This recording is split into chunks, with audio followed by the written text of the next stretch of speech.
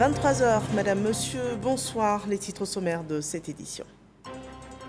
La Côte d'Ivoire, tout premier pays africain à accueillir sur son sol le Naismith Trophy, le trophée de la 19e Coupe du Monde de basketball, 6 kilos d'or, présenté ce mardi au vice-président de la République qui a affirmé son soutien à l'équipe ivoirienne qualifiée pour la compétition, une première pour la Côte d'Ivoire. Un atelier régional de sensibilisation des chefs des institutions supérieures de contrôle des finances publiques se tient à Abidjan. Les questions de renforcement de capacités institutionnelles et professionnelles des ISC et également le fonctionnement de l'organisation sont à l'ordre de cette réunion. L'actualité au Sénégal, l'opposant Ousmane Sonko sera entendu par le tribunal de Dakar le 23 mai prochain après renvoi de l'audience prévue ce jour, condamné le 8 mai dernier à 6 mois de prison avec sursis pour diffamation. Le candidat à la présidentielle 2024 est opposé dans cette procédure à un ex-employé d'un salon de massage qui l'accuse de viol. Bienvenue à tous. Le sport en premier plan de ce journal. La Fédération internationale de basketball présente le trophée de la 19e édition de la Coupe du Monde de basketball au vice-président de la République de Côte d'Ivoire. La compétition prévue du 25 août au 10 septembre 2023 en Asie est pour une première de l'histoire du basketball en Côte d'Ivoire. L'équipe des éléphants basketteurs figure sur la liste des 32 équipes qualifiées pour ce tournoi mondial. Le détail de cette visite avec Mahama Traoré. Il se nomme World Cup Naismith Trophy. Le trophée de la Coupe du Monde de basketball mesure 60 cm de haut et pèse 6 kg d'or. Il est en escale à Abidjan pour 48 heures, comme le prévoit le programme de sa tournée, au sein des 32 nations qualifiées pour le mondial de basketball, organisé par le Japon, les Philippines et l'Indonésie. Ce mardi, l'objet d'art a été présenté au vice-président de la République, Thiemokome Ilie-Kone. Un honneur pour la Côte d'Ivoire, premier pays africain à accueillir ce prestigieux trophée. Le présenter au vice-président, c'est avoir toute l'onction, tout le soutien de l'État, toute la vibration positive de toute la nation pour ces représentants de la Côte d'Ivoire à cette rencontre, à cet événement de grande envergure qui est la Coupe du Monde. Donc, aller à la Coupe du Monde en ayant le soutien de l'État, c'est la chose la plus importante. Le soutien de l'État acquis, les éléphants basketteurs comptent désormais sur la mobilisation des Ivoiriens pour une participation réussie au prochain mondial de basketball. On souhaite la mobilisation populaire de l'ensemble des forces vives à soutenir cette équipe. Et on souhaite, en plus du soutien naturel des supporters que vous connaissez, on voudrait qu'ils puissent avoir ce qu'on appelle, l'objectif c'est 1000 supporters privés à la Coupe du Monde et qu'on puisse pendant cet événement, dans tous les agoras, dans tous les environnements, on puisse regarder de façon publique la Coupe du Monde pour donner beaucoup de bonheur aux Ivoiriens. La Côte d'Ivoire, le Soudan du Sud, l'Égypte, l'Angola et le Cap-Vert sont les 5 pays africains qui disputeront la Coupe du Monde de basketball 2023. La compétition se tiendra du 25 août au 10 septembre prochain. Voilà, donc un appel à la participation aux supporters de basketball ivoiriens est lancé. En attendant, le Naismith Trophy Tour poursuit son tour du monde. Et vu qu'on est dans le haut niveau sportif, parlons donc de la Coupe d'Afrique des Nations dont l'édition 2023 se tiendra ici en Côte d'Ivoire.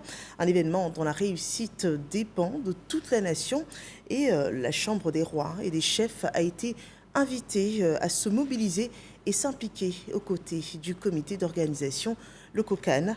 Samuel Metch pour RTI Sport. Réunis autour de Sa Majesté Nana Amonta Noé, président de la Chambre des rois et chef traditionnel de Côte d'Ivoire, les vice-présidents et autres membres du directoire de l'institution ont accueilli la délégation du COCAN, venus solliciter leur pleine participation au processus de mobilisation, puisque l'organisation de la CAN entre dans sa phase opérationnelle dans quelques jours. Bientôt, nous allons entamer une tournée. Et au cours de cette tournée, nous rencontrerons aussi bien les autorités politiques, administratives, militaires, mais également coutumières. Il nous est apparu bien indiqué de venir vous informer afin que vous puissiez confier l'organisation aux MAN et implorer leur bénédiction et leur protection afin que notre compétition se déroule dans la sérénité et la concorde. Heureux de cette marque d'attention, les rois et chefs traditionnels ont accordé leur bénédiction afin que ce rendez-vous soit une réussite en Côte d'Ivoire. Concernant l'équipe nationale, les chefs ont fait quelques recommandations. Sachant que notre point faible n'est pas au niveau du physique, mais surtout au niveau de l'esprit, est-ce que nous avons pensé à doter notre équipe d'un psychologue? La Fédération ivoirienne de football a le devoir de former une équipe compétitive à même de remporter cette victoire. Le président du COCAN est reparti satisfait de son audience avec les rois et chefs traditionnels qui ont décidé de jouer leur rôle afin de faire en sorte que la fête soit belle du 13 janvier au 11 février 2024 en Côte d'Ivoire. Et on s'y met tous pour la réussite de cet événement. Parlons à présent de cet autre événement, celui du secteur privé en Côte d'Ivoire. La CGC Academy, la 11e édition, met le cap sur la compétitivité avec un monde en pleine mutation. Les acteurs du monde des affaires sont amenés à travailler plus efficacement pour produire et vendre et consommer différemment. Une solution qui se présente aux entreprises africaines pour leur pérennité. Nous en parlons dans cet élément rapporté par Dangui Dangui. Le lancement officiel de la 11e édition de la CGC Academy a mobilisé les représentants de tous les domaines du secteur privé ivoirien. Pouvait-il en être autrement avec le thème choisi cette année, à savoir croissance durable des entreprises en Afrique, cap sur la compétitivité? Non, ont répondu les opérateurs économiques que nous avons rencontrés du fait justement des défis auxquels les entreprises ivoiriennes sont confrontées. Comment doivent évoluer nos entreprises pour se pérenniser? Sommes-nous capables aujourd'hui d'aborder ces changements et surtout de conquérir de nouveaux marchés? Ces interrogations nous conduisent à nous pencher sur la problématique de la compétitivité de nos entreprises. La 11e édition de la CGC Academy est prévue pour les 26 et 27 octobre prochains au Sofitel Hôtel Ivoire. Notre souhait est de mobiliser encore une fois le secteur privé ivoirien et africain, les institutions nationales et internationales, ainsi que le pouvoir public, afin de faire un état des lieux de la situation de la compétitivité des entreprises et contribuer significativement au renforcement de cette compétitivité. Un panel animé par les experts et opérateurs économiques ivoiriens a donné un avant-goût des enjeux et défis que soulève la problématique de cette 11e édition, à savoir la question de la compétitivité des entreprises en Côte d'Ivoire.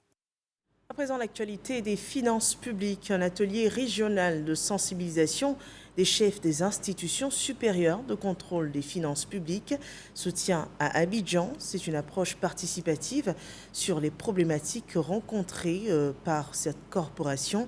Le contrôle juridictionnel, les procédures d'audit et les progrès réalisés aussi dans l'application de la stratégie genre et développement sont aussi à l'ordre de cette réunion, suivant ce développement de l'Anciné Bakayoko. À ce conclave d'Abidjan, les institutions supérieures de contrôle des finances publiques ont l'opportunité d'améliorer les gouvernances internes et de s'approprier beaucoup plus efficacement les outils disponibles, notamment les audits ou même les contrôles juridictionnels. Les présentes assises nous amèneront à nous pencher aussi bien sur les questions organisationnelles et stratégiques que sur le renforcement des capacités techniques touchant au cœur de métier de nos ISC. Les travaux traitent aussi des problématiques auxquelles fait face la fêtière, des problématiques liées à la rareté des ressources financières.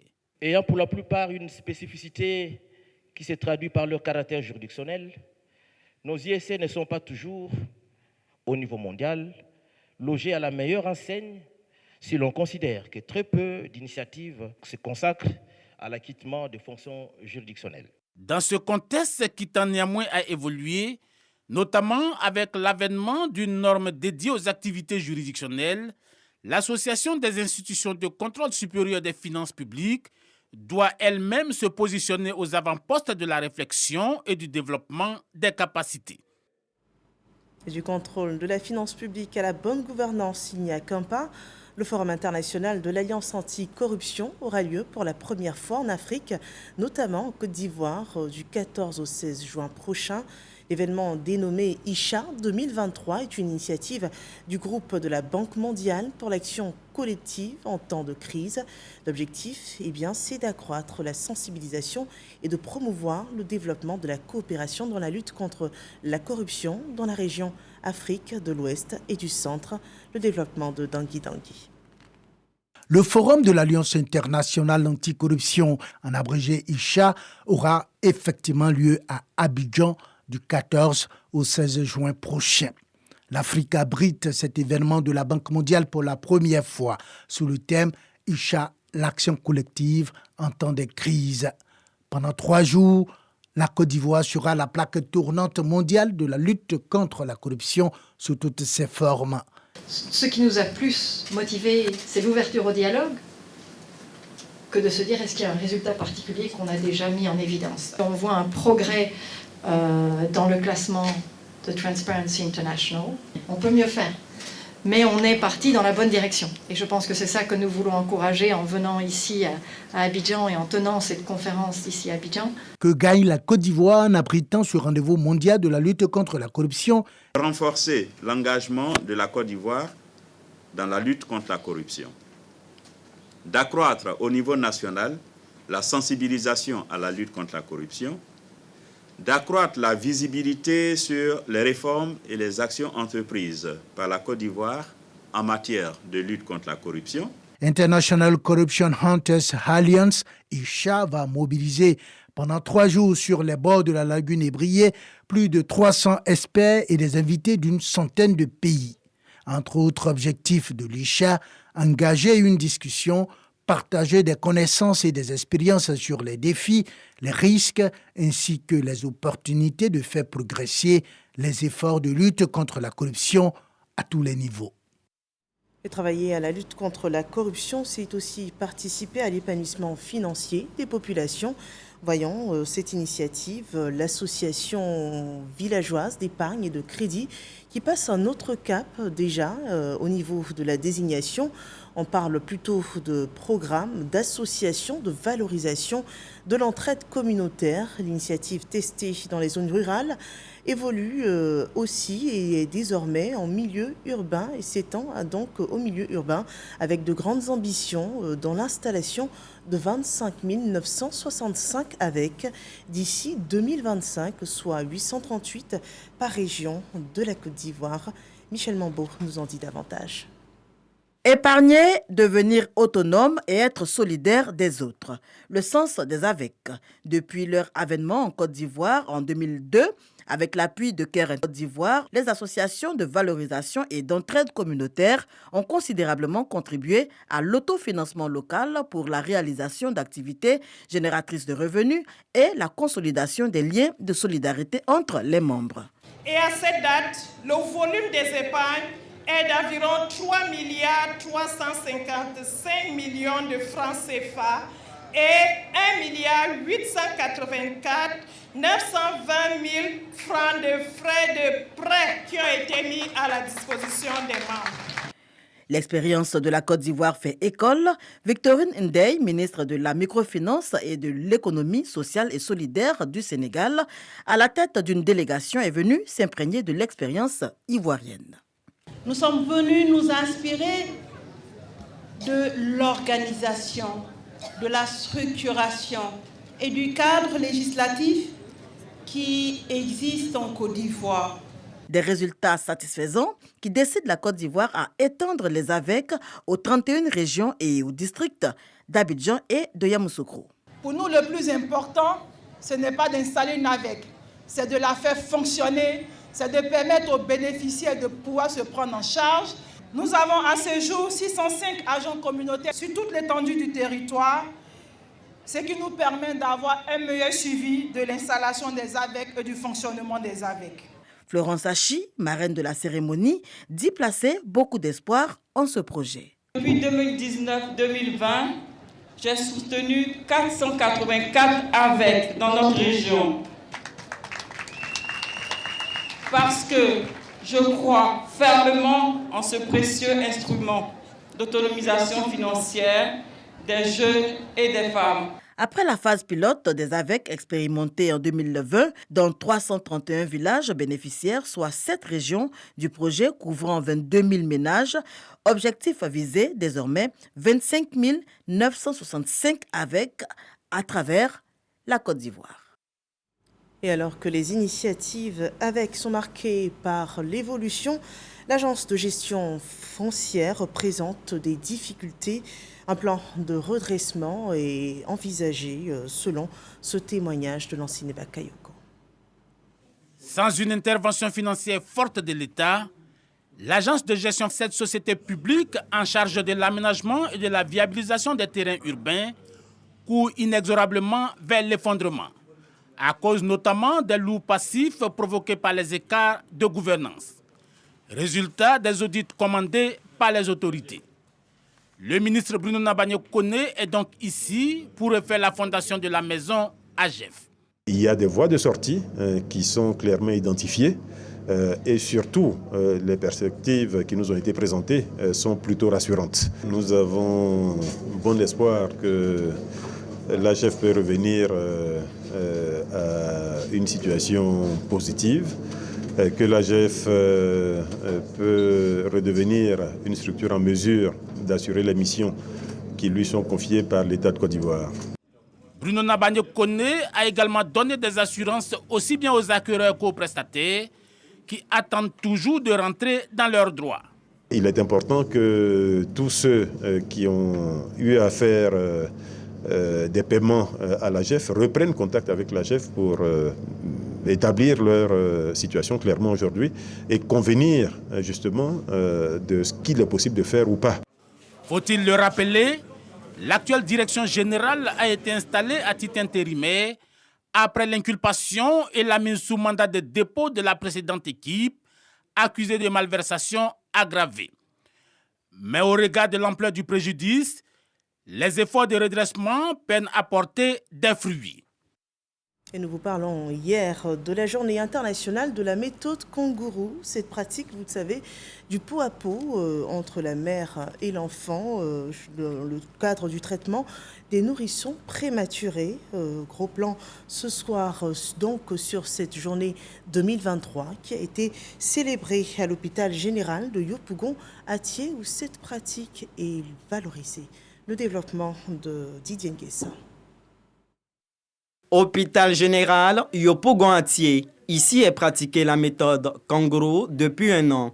La méthode kangourou, c'est une méthode naturelle, simple, qui concerne les prématurés qui n'ont pas de complications, qui n'ont pas de signes de danger. C'est des prématurés qui ont juste besoin d'être alimentés et d'être accompagnés pour grandir. Et donc cette méthode-là consiste à mettre les bébés en contact peau à peau avec surtout la maman. Et justement, c'est le contact qui permet au bébé de pouvoir grandir comme il faut. Quand je porte mon bébé sur ma poitrine, je me sens à l'aise. C'est comme si le bébé se portait toujours dans mon ventre. Cette méthode permet au nouveau-né de retrouver un poids normal, une respiration régulière et une bonne circulation sanguine. Cette méthode a des avantages tant pour les parents que pour les bébés. C'est une méthode aussi qui renforce le lien entre l'enfant et les parents. Nous, la Fondation Houphouët-Boigny, on appelle la méthode kangourou la méthode la couveuse ambulante. C'est-à-dire qu'avec la méthode kangourou, la mère peut se déplacer, peut vaquer à ses occupations. La méthode kangourou dure 15 à 18 heures par jour. L'hôpital général Yopougon-Atié reçoit en moyenne 44 prématurés par mois. Ce 15 mai, dédié à la journée internationale de la méthode kangourou, les agents de santé se rencontrent autour du thème « La prise en charge des prématurés, un avenir, une vie, c'est possible ». Des dons ont été faits aux mères. Une initiative de la Fondation Houphouët-Mamie Fété. Avant, on s'occupait des enfants démunis, des veuves et des orphelins. Mais depuis 2010, on a commencé à s'occuper des bébés prématurés. Le représentant du ministre de la Santé promet d'équiper la maternité. La prématurité est la première cause de décès des enfants de moins de 5 ans. Rappelons que la Fondation Houphouët Mamie Fetteh fait de nombreux dons aux services sanitaires, aux femmes, aux enfants vulnérables dans la prise en charge sociale, humanitaire et sanitaire. L'actualité dans la région du Poro, c'est la remise pour 3154 personnes de jugement supplétif. Ces personnes donc sortent du cadre de l'Apatridie, une entreprise qui a été faite avec l'entremise du ministre Mamadou Sangafowa Coulibaly, selon Ami Sissoko. Stop à l'Apatridie. Ce projet a permis à 3154 sans-papiers, dont 70% de mineurs, de recevoir à Korogo leur jugement supplétif. Dans la sous-préfecture de Korogo, l'opération a enregistré un total de 3163 requérants, dont 9 rejets, selon le sous-préfet central, initiateur de ce projet. À l'occasion de mes tournées d'échange avec les populations de ma circonscription, il m'a été donné de constater que plusieurs de nos concitoyens ne pouvaient bénéficier des programmes sociaux initiés du fait qu'ils ne disposaient pas d'acte d'état civil. Sur les 3154 jugements supplétifs, 755 ont été établis en faveur des élèves et 533 personnes de plus de 18 ans ont pu s'inscrire sur la liste électorale. Cette campagne permet donc à ces personnes d'avoir une existence légale. Monsieur le ministre Sangafowa, grâce à vous, certains élèves qui ne pouvaient pas présenter l'entrée en 6e cette année, grâce à vous, pourront présenter l'entrée en 6e. Nous tenons à vous dire merci. L'opération Stop à l'Apatridie a bénéficié du soutien financier du ministre des Mines, du Pétrole et de l'Énergie, Mamadou Sangafowa Coulibaly, qui a félicité toutes les parties prenantes. Il est soutenu par son collègue de la communication et de l'économie numérique, Amadou Coulibaly. Le succès de cette opération est la preuve que, unis, nous pouvons faire beaucoup pour nos parents. Cher aîné, je voudrais terminer en saluant cette initiative que tu as prise de pouvoir permettre à nos populations d'avoir les papiers, et tu peux compter sur nous pour t'accompagner chaque fois qu'il sera question du bien-être des populations de Korogo. Cette opération n'est que le début de ce que nous voulons faire. Nous allons nous donner pour défi pour que d'ici 2025, qu'on mette un terme définitif à l'apatridie dans notre région. L'opération Stop à l'Apatridie se poursuivra selon les autorités en vue de mettre définitivement fin à l'apatridie dans le Poro. Nous partons à présent aux États-Unis pour une cérémonie de graduation d'étudiants ivoiriens boursiers, une cérémonie qui a enregistré un grand nombre de diplômés ivoiriens. Et l'ambassadeur de Côte d'Ivoire aux États-Unis a rencontré ces nouveaux diplômés dans ce compte-rendu de Michel Digré. Seul pays africain invité à la cérémonie de graduation des 2607 étudiants de la promotion 2023, dont 8 étudiants ivoiriens. La Côte d'Ivoire est honorée par l'État de Utah et la Southern Utah University. L'ambassadeur ivoirien Ibrahima Touré est aux côtés de l'honorable Spencer Coss, gouverneur de l'État de l'Utah, pour cette remise de diplôme qui est le couronnement de plusieurs années de dur labeur.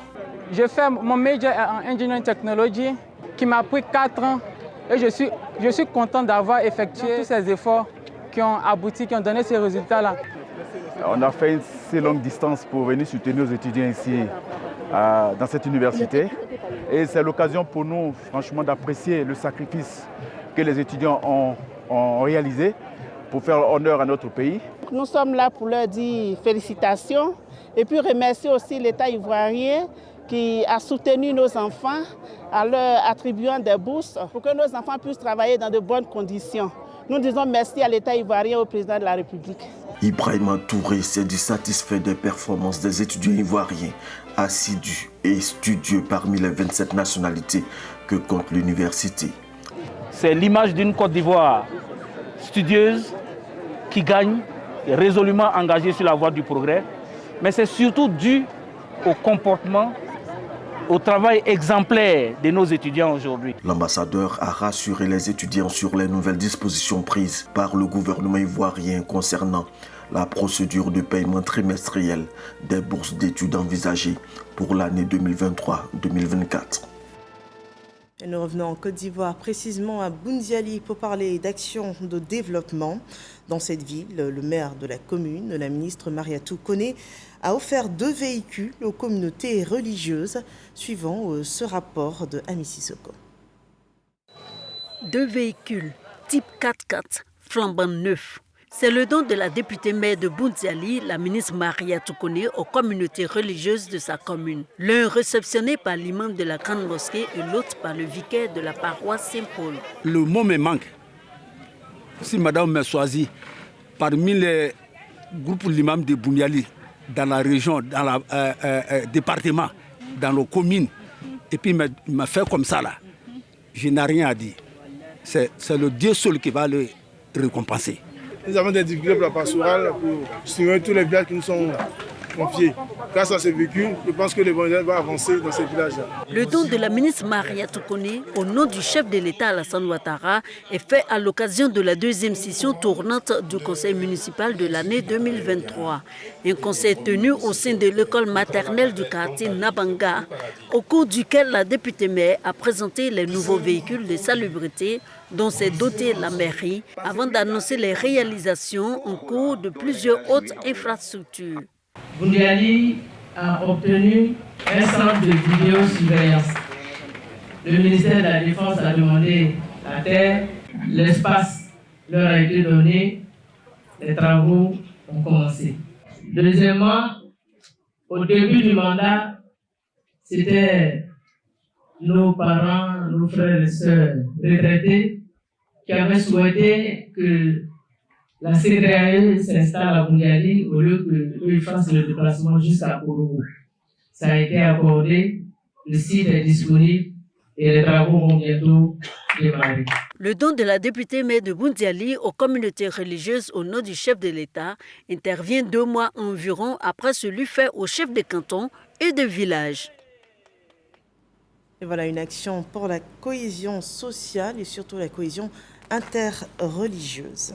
Nous parlons de politique et pour cela partons pour Bouaké où Amadou Koné mobilise pour la victoire du RHDP. Il a pour cela rencontré les populations mais également les transporteurs de cette ville, les transporteurs militants du Rassemblement des oufettistes pour la démocratie et la paix. Soro Corona. Plus de 5000 militants du RHDP, Rassemblement des oufettistes pour la démocratie et la paix, réunis au boulevard du Carnaval de Bouaké. Ces militants répondent à l'appel du COMAD, collectif des mouvements et associations pour le développement et l'émergence. Une rencontre de mobilisation des militants et sympathisants du RHDP pour les prochaines élections municipales et régionales. Nous nous sommes mis à la disposition de notre parrain, qui est le ministre Amadou Koné, afin de lui assurer une victoire écrasante. Le ministre nous a demandé également de battre campagne pour le conseil régional, pour le candidat à Saoré. Donc nous sommes à la tâche dans le Béquet. Nous avons lancé un mot d'ordre à nos coordinateurs qui sont dans les différentes villes de Côte d'Ivoire, de se mettre à la disposition des candidats RHDP de leur localité. Le coordonnateur régional du RHDP Béquet, Amadou Koné, salue l'engagement de la jeunesse à accompagner les efforts du gouvernement pour l'épanouissement de population. Un engagement qui a permis à Bouaké de bénéficier de plus de 2000 milliards de francs CFA pour son développement. Pour une victoire sans appel au municipal et au régional du 2 septembre 2023, Amadou Koné exhorte les mouvements associatifs à s'inscrire sur les listes militants. Il faut rentrer dans le quartier pour demander aux militants du RHDP de s'inscrire sur la base de données e-militants. Très bientôt, on va commencer à mettre à disposition les cartes de militants. Le recensement a commencé. Si vous voulez vos cartes de militants, inscrivez-vous pour avoir les cartes de militants. Créé en 2010, le collectif des mouvements et associations pour le développement et l'émergence compte à ce jour plus de 50 000 membres à travers le pays.